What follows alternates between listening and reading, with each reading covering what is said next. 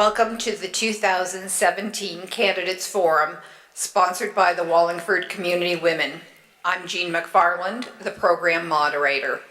This segment features 6 of the 14 candidates running for town council. The format will be as follows. The first part of the program will consist of questions asked of the candidates by members of the local media, including the Record Journal and the New Haven Register, and students from Lyman Hall High School and Mark T. Sheehan High School. The second part will allow each candidate to make a closing statement. During the question and answer portion of the program, each candidate will have 2 minutes to respond to a question. Each candidate will then have 2.5 minutes to make closing remarks, as well as address a question that was not asked of them for which they would like to respond.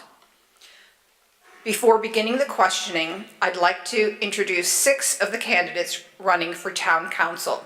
They are, left to right, Joe Marone, Republican, Daryl Stancuna,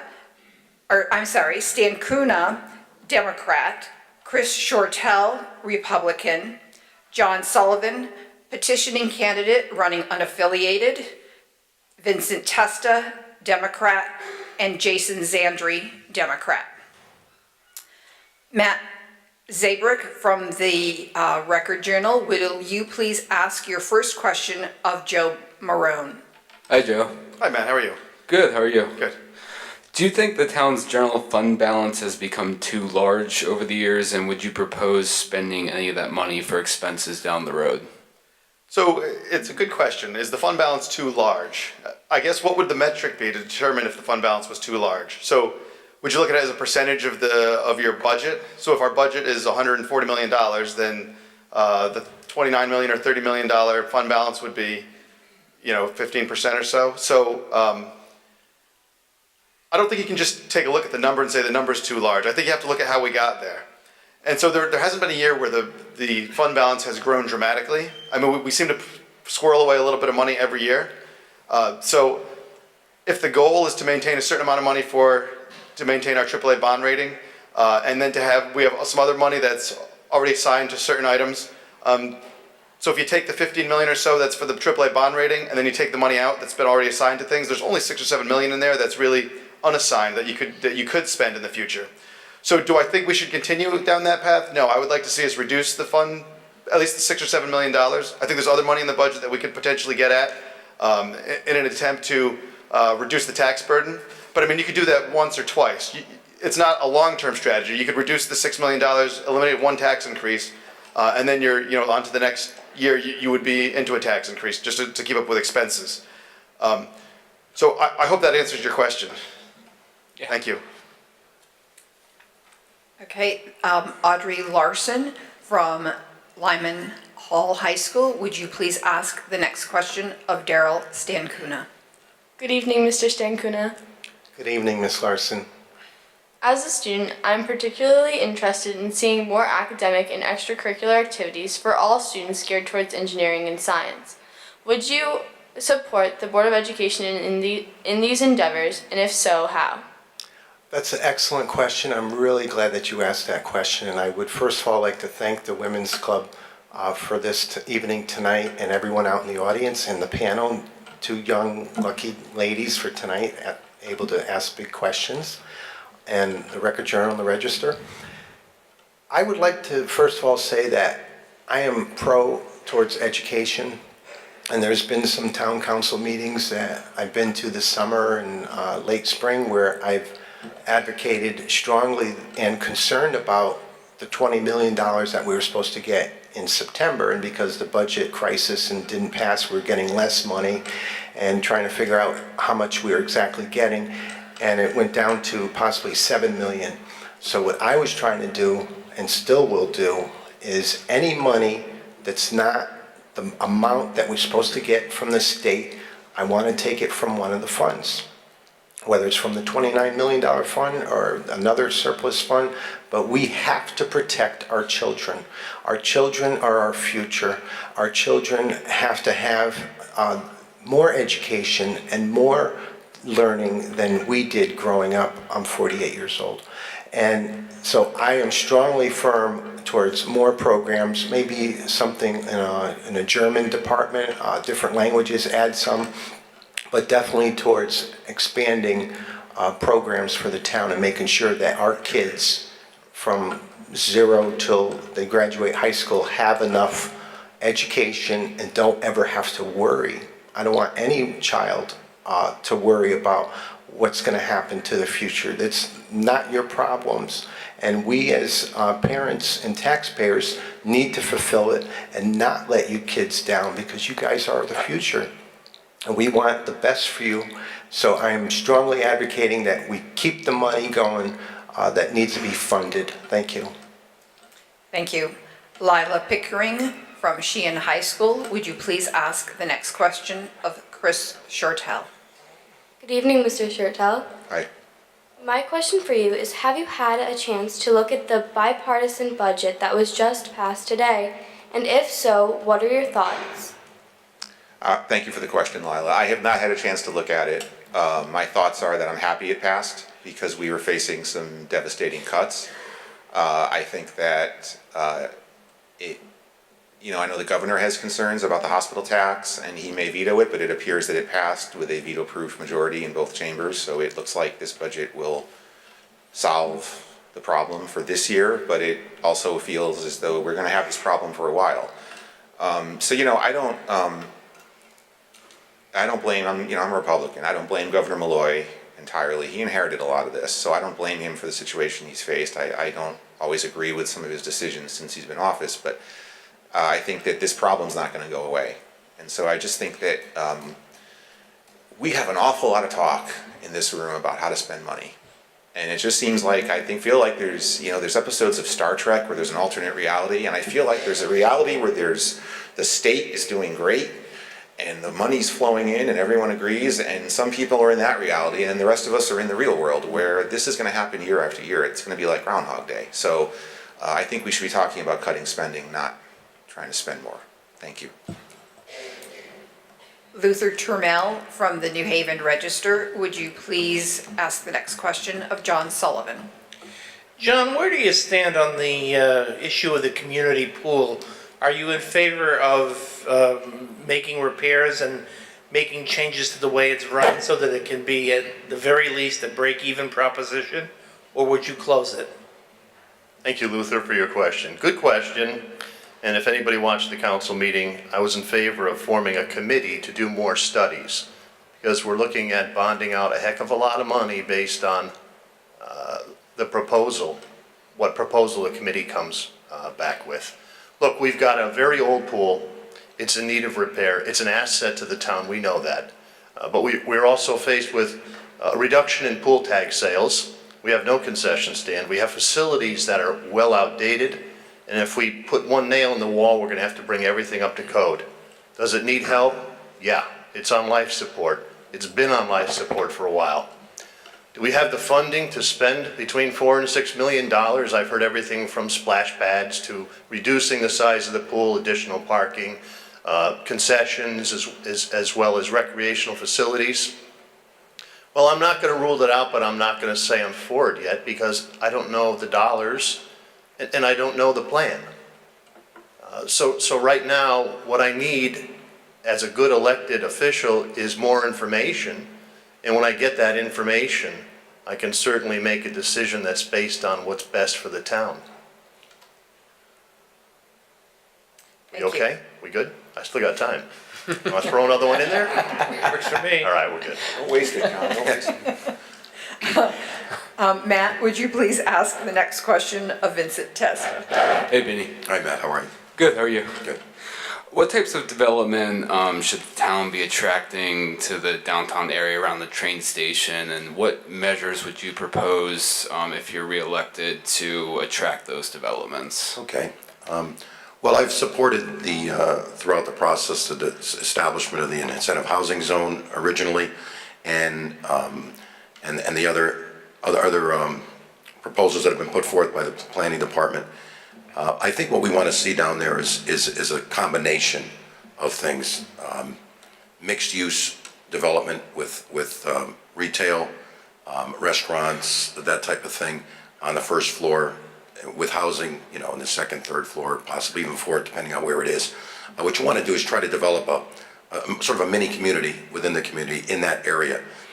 Because the whole objective is to try to establish housing there, ideally for, you know, younger people, because there's certainly a need for housing for, we don't want the young people to be leaving Wallingford, we want them to be able to afford to live here. We want to take advantage of the fact that the train's going to be going through. So we need to be able to have, since the whole idea of having a train there is to avoid a lot of use of automobiles, we want people living down there, we want them to be able to walk within that area to whatever they need, whether it be retail, entertainment, and the like. So I'd like to see design standards, so, you know, we can control how things look, and you know, support any type of zoning and incentives that would further that kind of development down there. Thank you. Audrey, would you please ask the next question of Jason Zandri? Good evening, Mr. Zandri. Good evening. What is Wallingford's most important economic need, and how will you address this? I think the biggest economic need here in town is going to be the right balance of having residence and commercial development.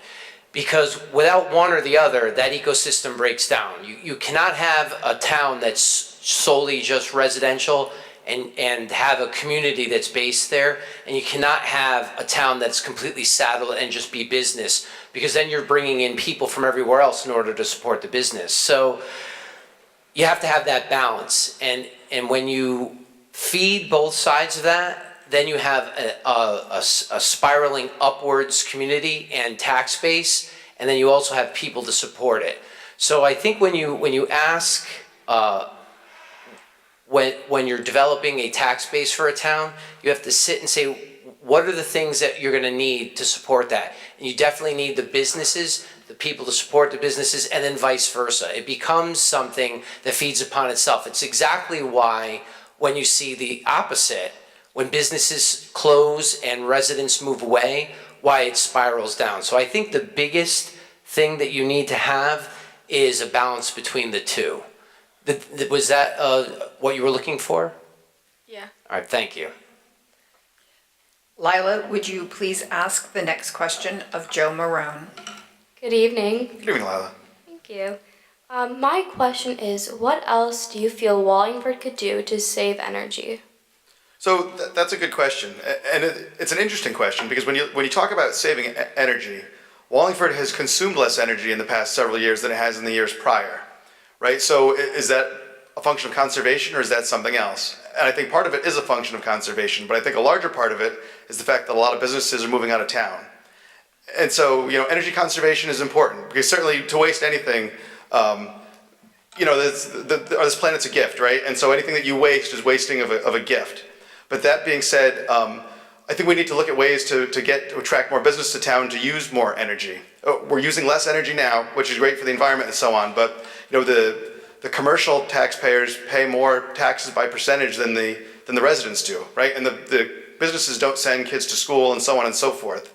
So I didn't mean to turn it around on you like that, but while it's important to save energy, I think the bigger picture is why are we saving energy? Why are we using less energy?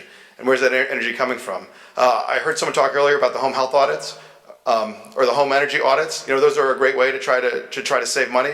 I get my free light bulbs from the electric division every year, and you know, we put those to good use. So I think every homeowner can do things to save energy, but I don't think that there's a crisis. There's certainly not the crisis of energy now that there was in the 90s in the state of Connecticut, because Connecticut's losing residents, we're losing a lot of industry, we're losing a lot of big power consumers. And so to me, that's more alarming than the potential uses of energy. But it's a fantastic question. Thanks, Lila. Luther, would you please ask the next question of Daryl Stancuna? Daryl, a two-part question on the economy. First of all, does the town of Wallingford need a full-time economic development professional? And second of all, how would you go about kickstarting the downtown development associated with the area around the train station? Okay, good evening, Mr. Turmel. Those are very good questions. The first part with the economical developer, I don't think we need one. I think basically what we need is to get the citizens, maybe like a committee, maybe get like 7 people in town to look at these types of issues of what can be built in different areas. Because someone like an economical developer, they look at what their specialty is with buildings and whatnot and what may bring in money, but they don't live here. So someone like that you're hiring might be from New York or wherever, and you need people from town, I believe, maybe like 7 people to decide on that, what would be best geographically for the location, because we know it best. The people of this town know it best. And to answer number 2 about the railroad station, I think what we could do to get that brightened up a little bit is get some famous bands here during the summertime.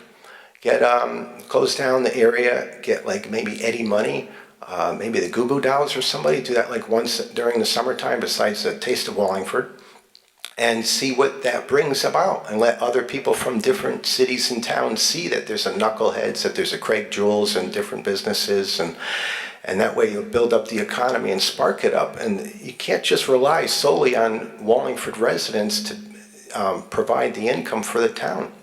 We need other people to come from different cities to see our beautiful town, to see the wonderful businesses and what different products we have that are invitable and lovely, and especially with the scenic view.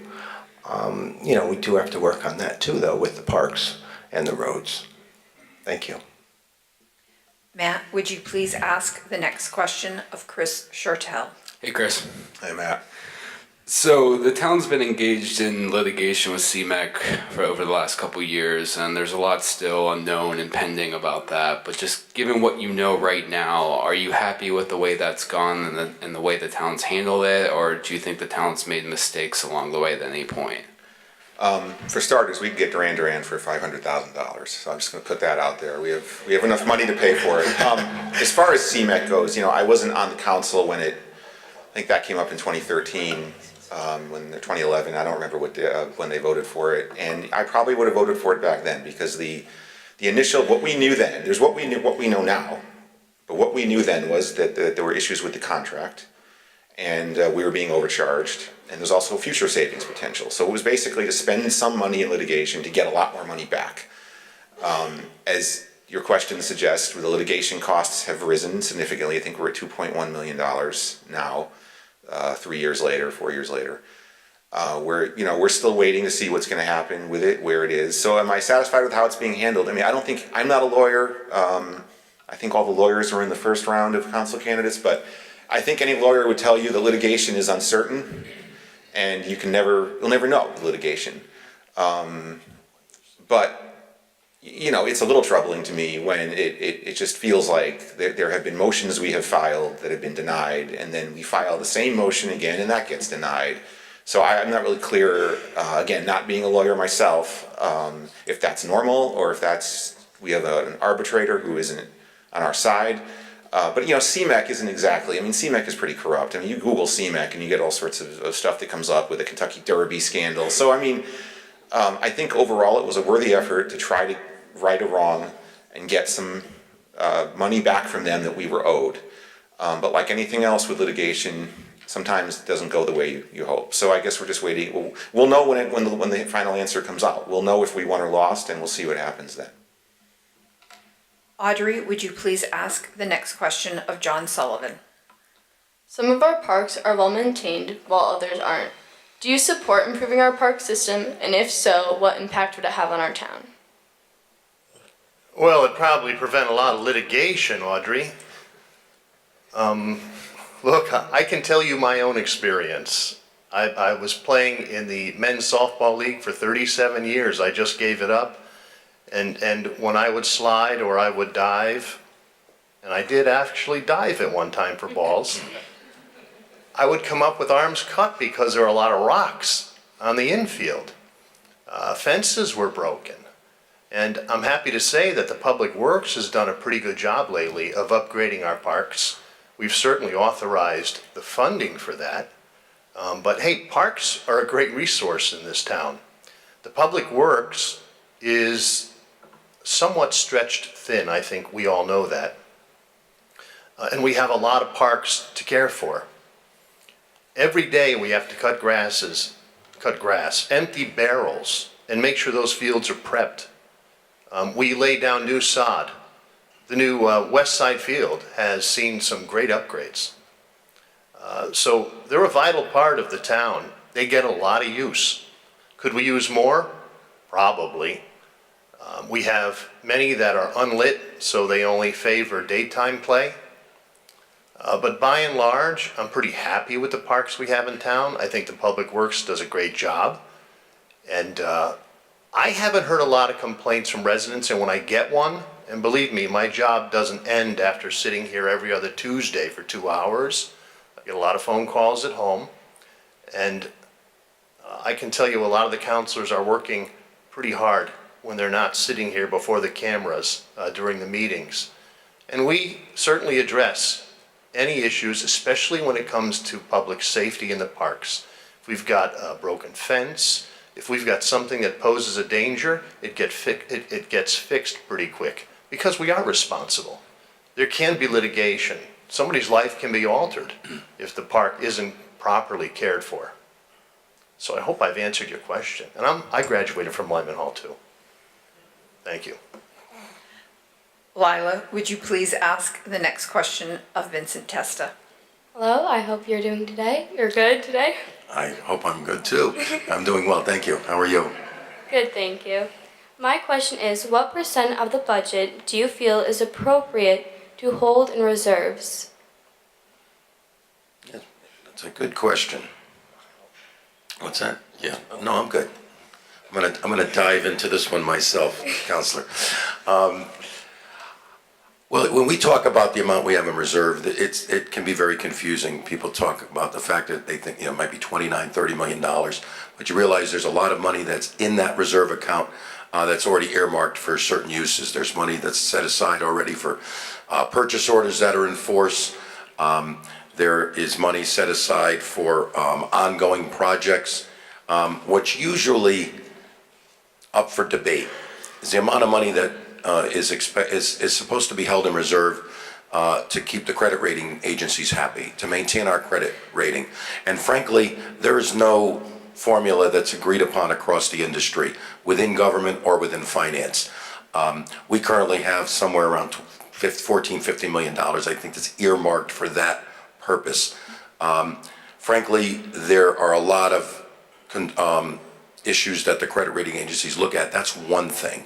They want to make sure you have enough money in reserve to, carry your budget through if you have some difficulties. But I think round about anywhere between 5 and 10% of your budget held in reserve to maintain your solvency in case of emergencies and keep the credit rating agencies is sufficient. We have an additional, again, arguably $6-7 million that's truly extra reserve fund. If you wanted to call it a rainy day fund. I don't bicker too much with the amount of that. My issue with the reserve fund is that we add to it on a regular basis, which is more indicative of a budgeting disagreement I have with the administration. But overall, I think the 5 to 10% in order to maintain your credit rating and solvency is responsible. Thank you. Luther, would you please ask the next question of Jason Zandri? Jason, where do you see within the town's budget any potential for savings, whether it's combined services or elimination of services? Oh, thank you for that question, Luther. It's it's never as simple as that, but it's not overly complicated either. Definitely, consolidation of services is one way to go. If you've got people that are working as part of the Public Works Department taking care of fields, and you've got the same type of care going on with the Board of Ed, you can take a look at those combination of services there, and you can consolidate some costs. Certainly with purchase orders and things of that nature between the municipality side of the budget, the municipal side of the budget, and Board of Ed, you can work together in tandem like that. And sometimes it can go beyond the town itself. I'm not going to suggest that regionalization is necessarily a way to go, But there is something to be said about working with your neighbors for things that you have to get done. So I'll use a generic example like fuel costs. You know you're buying fuel for fleets of cars, so does Meriden, so does North Haven. Sitting down with them and trying to figure out if there's a way to combine bidding and contracts and costs where it might be a savings across the different towns might be a way to go. So I think there's a way to go about it, and being smart. I think you need to take some time to investigate what the possibilities are and then figure out a game plan to try to get it done. So thank you for that question. Matt, would you please ask the next question of Joe Marone? Hi again, Joe. Hi, Matt, how are you?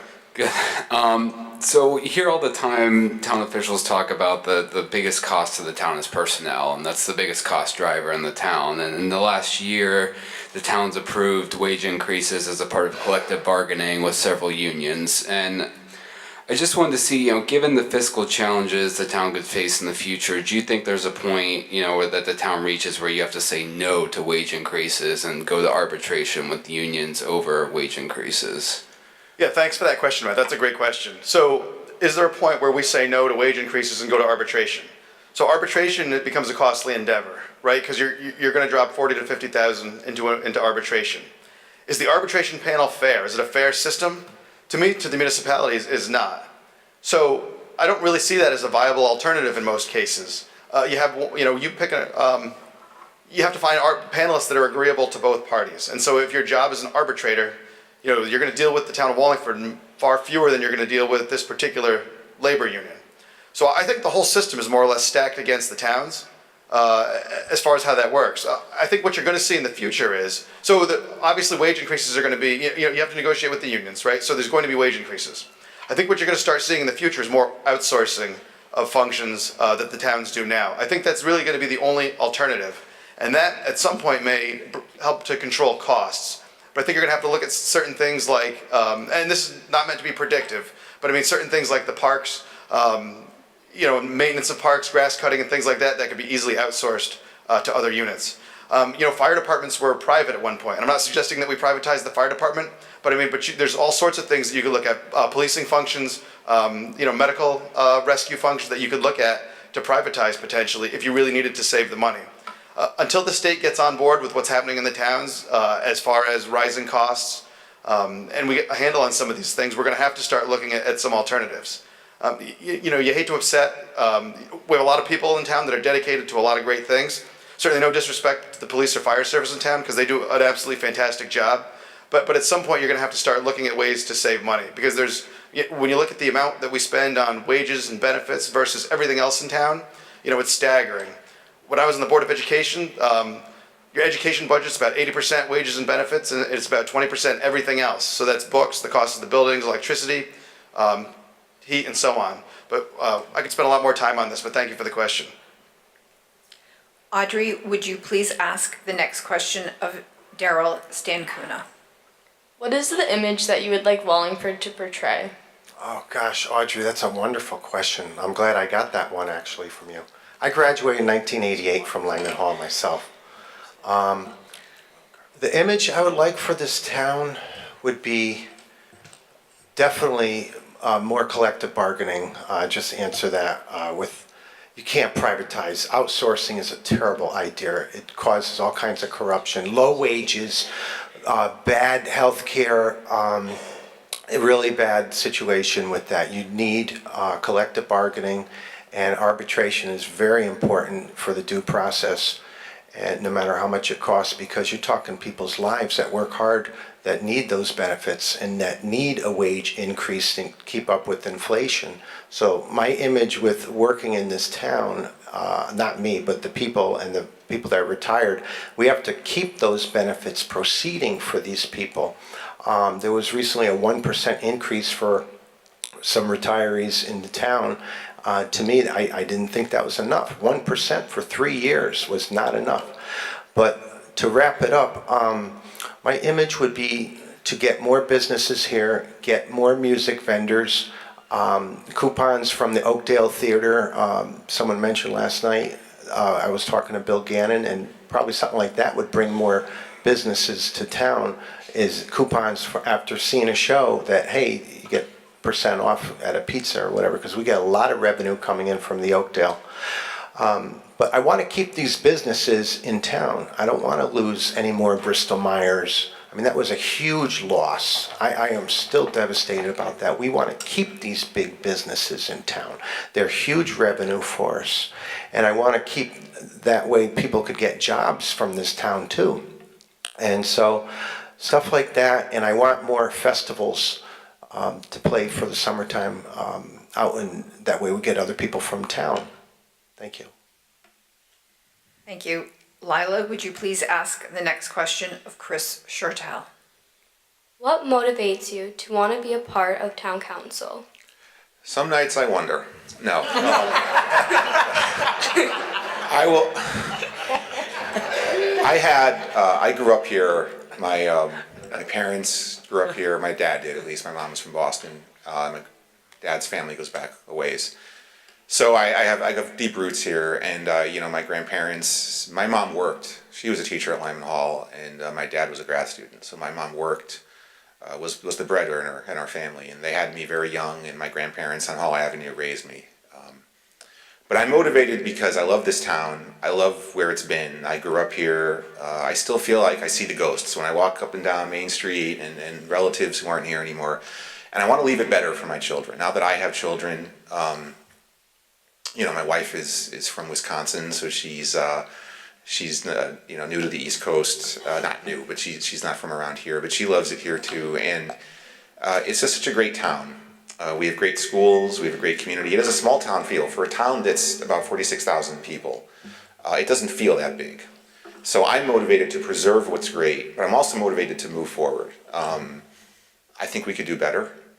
I recognize the council is a council where we have a strong mayor form of government, so we have a role, the mayor has a role, and that's fine. But if you've watched the last 2 years, I'm not afraid to voice my opinion on where we can do better. So that's what motivates me, is to do what I can. And to set a good, my parents set an example for me. They both were very much involved in the town, and I want to be that for my children. I want them to think of me when they're older, and when I'm gone, at least they can remember that I served the town, and they'll want to stay here, and then be an example for their children. So that's what motivates me. Thank you for the question. Luther, would you please ask the next question of John Sullivan? John, where do you stand on the charter revision questions? Do you support them all? Do you like some and not like others? Where do you stand? Well, Luther, you gave me a question that's more than 2 minutes to answer. All right. Look, as far as charter reform, it seems to me, looking at Facebook and listening to folks talk, there's a few main issues they're concerned about. One is the council losing the ability to appoint a town clerk and making it a classified position. I'm for making it a classified position. Let me explain why. We need a professional in the town clerk's office, someone who has the skill sets to care for all of the different state mandates and regulations. Right now, it is a politically appointed position. So whomever, whichever party, I can assure you won't be mine, the unaffiliateds, who has the majority up here, will get to choose the next town clerk. And I'm going to be honest with you, you can choose the wrong person, because it can be chosen by political patronage rather than qualifications. This town deserves to have a qualified town clerk who has leadership abilities and is a professional. We need to move that to a classified position. As far as the fire marshal, right now the fire marshal reports to the council. I know very little, even though I've ridden with the fire department 3 times and been out on the ambulance, and I've been out with the police twice. I don't know a heck of a lot about the regulations and requirements of being a fire marshal. That position is best placed under the fire chief, not us. So those are a couple of big ones, and I know ethics is another one, and I don't think I'm going to have time to get to ethics. But that was basically an issue around using ordinance and state laws versus keeping the language in the charter. I'm on overtime, I'm sorry. I told you gave me a tough one. Thank you, Okay. Luther. Matt, would you please ask the next question of Vincent Testa? Vinny, I want to come back to an answer you gave earlier. I think you mentioned that you think the town adds to the surplus some years because of budgeting disagreements you have with the administration. And I just wanted to get you to talk about, how you think the town could better budget its each year to not add to the surplus and to more accurately predict revenues and expenses. Sure. Thank you. Yeah, right, young and dial a friend. Well, what happens is we don't work with any of the individual departments on creating their budgets. We question them when it's budget time, but the preparation of the budget is an administrative function, and that's the direction of the mayor and the department heads, and they're okay. You're going to be preparing your budget. What we see, we start questioning that. It's very difficult to start saying, well, do you really need a copier? Do you really need this? Do you really need that? And that's micromanaging where we don't have the ability to do that. But in the big picture, what we historically do is overestimate our expenses and underestimate our revenues. And every time we turn around, there's $2-3 million on this side and a couple of $1 million on this side. We apply $3-4 million from the reserves to the budget, but they're never really used. And at the end of the year, lo and behold, there's the surplus that gets put back into the budget with a little bit extra, and that's why we continue to build up that reserve fund. But that's excess taxation. It's the taxpayers are paying that. So basically, what we're doing is we're building up our rainy day fund by overtaxing. And the only way you can fight that is to be stricter in the preparation of each department's budget. And if that necessitates an across the board, okay, this year, knock off 3%, this year knock off 5%, find out how to do it. Leave it to the professionals in each department to determine where it's going to come from. Let them decide whether they need those items. But we need to put more strict guidelines in the budgeting process, and that's an administrative function. Thank you. Audrey, would you please ask the last question of Jason Zandri? Mr. Zandri, as a citizen of Wallingford or a town council member, what do you feel has been your biggest accomplishment or contribution to Wallingford? Wow, that's a great question. My own personal accomplishment as a resident or a town councilor? Trying to be a better citizen, I think, has been my best accomplishment, because, and I have to answer it kind of ambiguously like that, because I don't know what my biggest accomplishment has been to date, because I've done a lot of little different things, but the things that I do are never done in a vacuum. I don't do them all by myself. I guess I could look back to prior to the past couple of years, when Chairman Cervoni took on the mantle of fundraising the fireworks. I did that for a number of years, but I didn't do it by myself. I did it with a small group of people that were engaged to help out, and I was able to do that on the backs of all the people that wanted to contribute to it. And that was just one thing. But I think maybe instead of looking at accomplishments that I've maybe done as an individual or in a small group, maybe I could look at what I'm doing here as a councilman. I think standing up and trying to be a leader with the support of the people behind me has been my greatest accomplishment, because with that, there's more that I can do as their voice and more that I can do for them as the things that they need for the town. So I really think being a successful public servant has probably been my greatest accomplishment. So thank you for that question.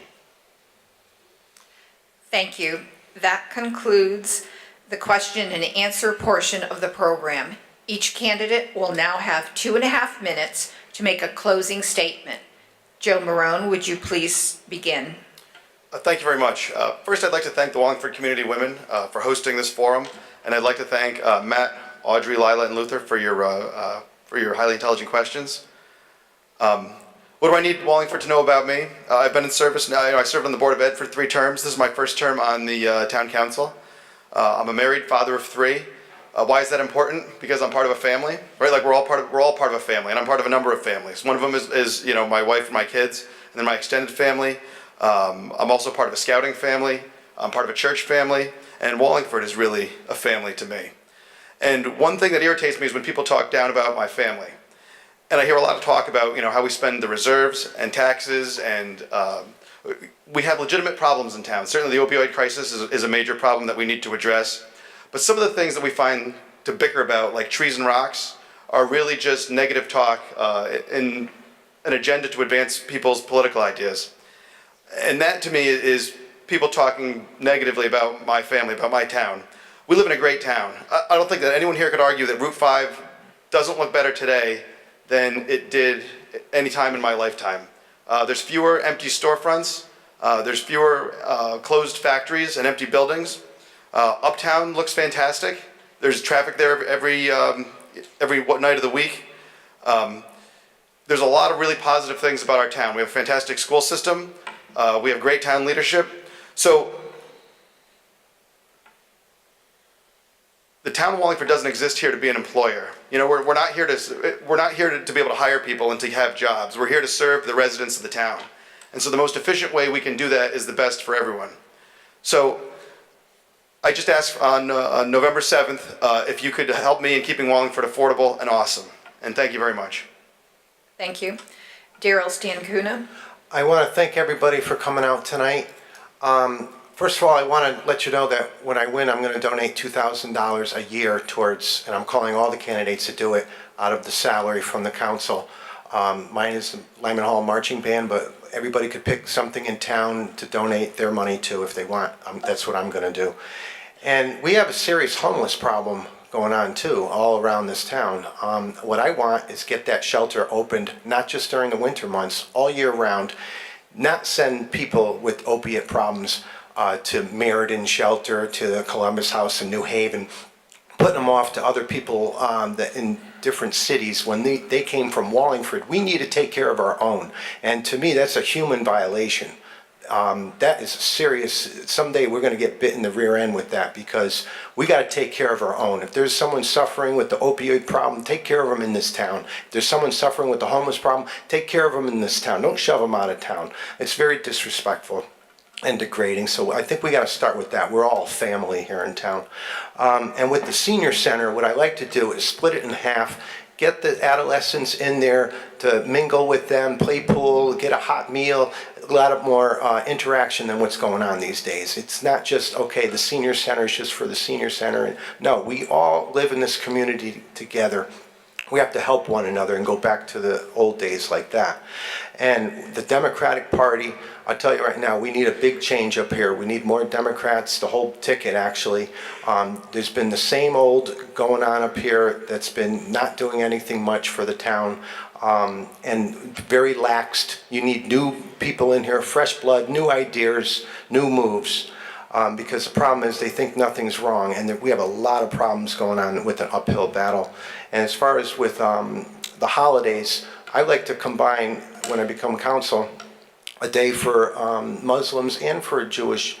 We have no Jewish holidays in this town, okay? You have to realize other towns have them. We don't. Other towns and cities celebrate and have the day off. This town doesn't. It took forever to get Martin Luther King off, which was totally embarrassing. So I want to make changes with that. And I also think it's very important to recognize our soldiers too. I was in the National Guard. I was in during Desert Shield, and I didn't hear anything tonight at all about our soldiers, and they're suffering. We got to really help each other out in this town. And as part of income, I'm in overtime. Sorry. Thank you. Thank you.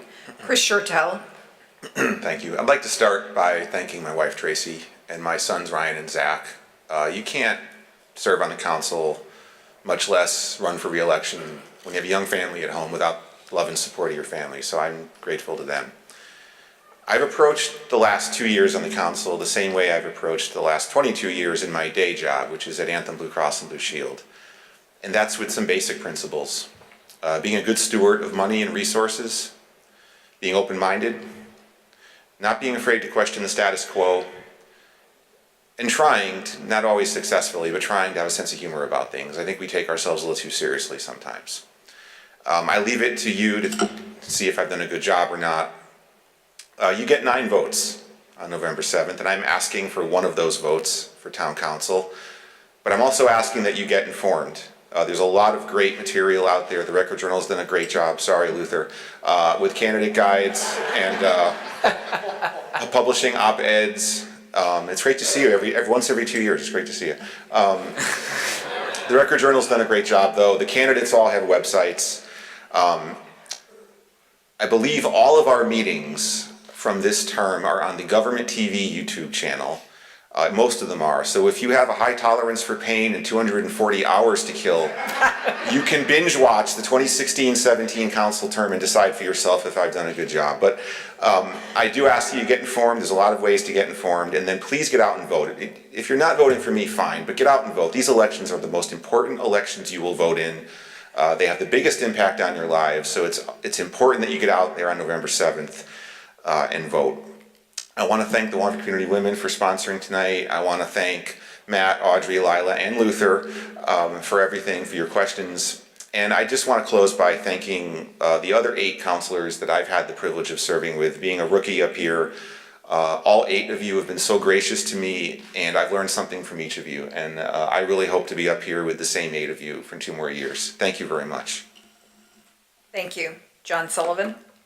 Thank you, Gene. I love you, Luther. Don't start the clock. I also want to thank the community women for this opportunity. Gene, it's always a pleasure to see you. Matt, Luther, good questions. Luther, I got 2 of yours, and I was a little nervous about that because you do ask good questions. Audrey, Lila, nice work. You did very, very well.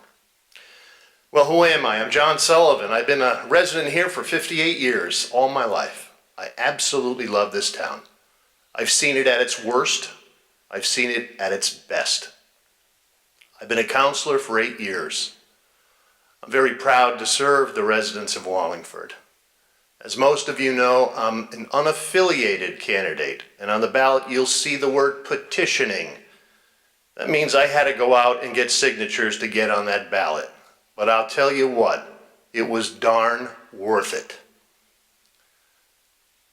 As an unaffiliated, I am moved by the words of our 35th president, who said, "Let us not seek the Republican answer, nor the Democratic answer, but the right answer.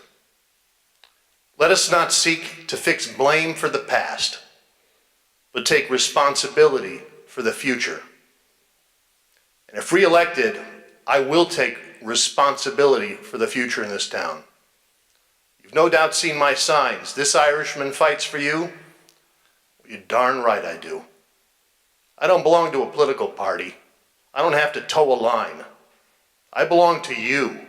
I answer to you and you alone. That's the difference between me and all of the other candidates.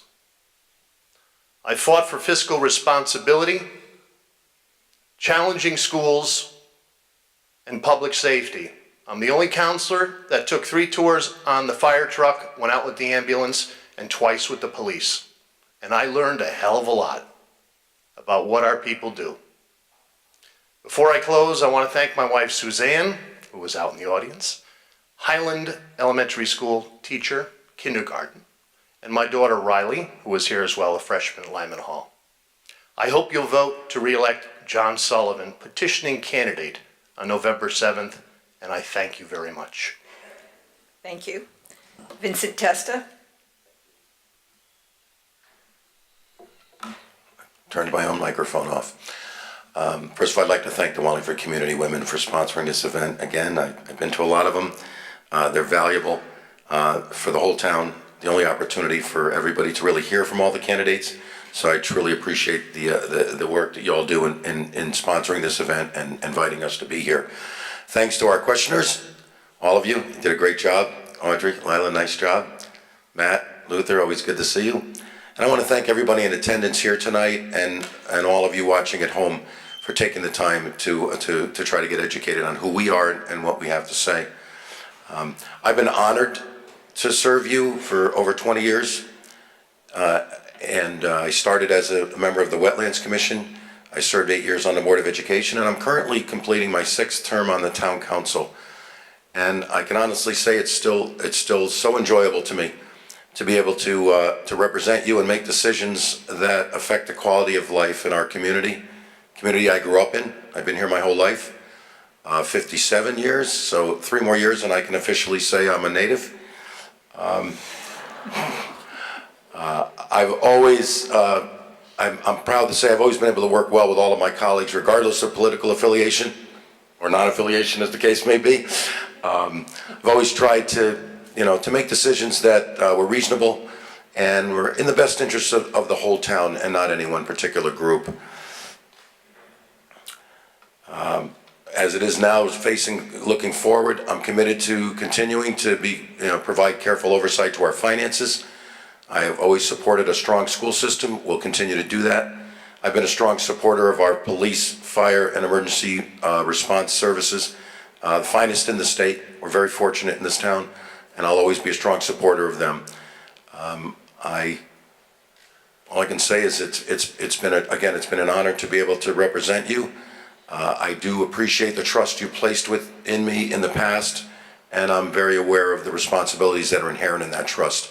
I hope you've been happy with the job I've done serving so far, and if you are, I ask you to give me an opportunity to represent you once again as your town councilor. Thank you very much. Thank you. Jason Zandri.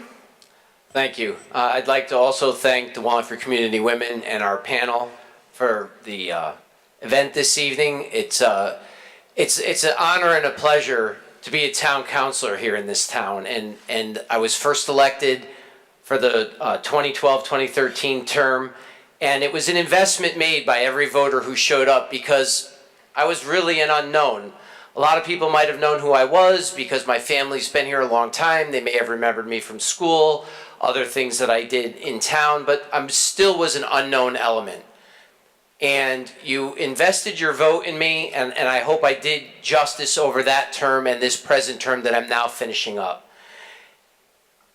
And to echo the sentiment of Councilor Shortell, who gets a lot more laughs up here than any of us do, I really do want each and every one of you, you're all committed to go and vote, otherwise you wouldn't be here this evening, but I want you to go out and encourage 10 of your friends, colleagues, co-workers, neighbors to do the same, because we can get an 80% participation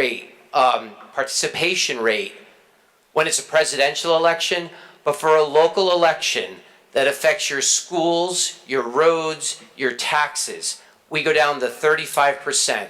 It seems that people are more interested in being one voice out of 150 million than one voice out of 9,000, because even though there's 25,000 registered voters in this town, only about 9,000 or so show up for a local election.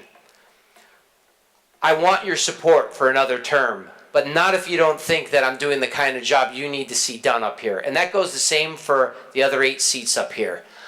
Go out, get informed, get involved, and vote. Put the people up here that are going to do the job to represent you best. Do the same for the candidates that are running for Board of Ed and for the seat of mayor here in the town of Wallingford. You owe it to yourselves to make the time to do it for yourselves and your town, because this truly is your town. It's only as great as you're going to make it, and we need your help. Thank you. Thank you. This concludes part 2 of the 2017 Town Council Candidates Forum. On behalf of the Wallingford Community Women, I thank you for watching and remind you to please vote on November 7th.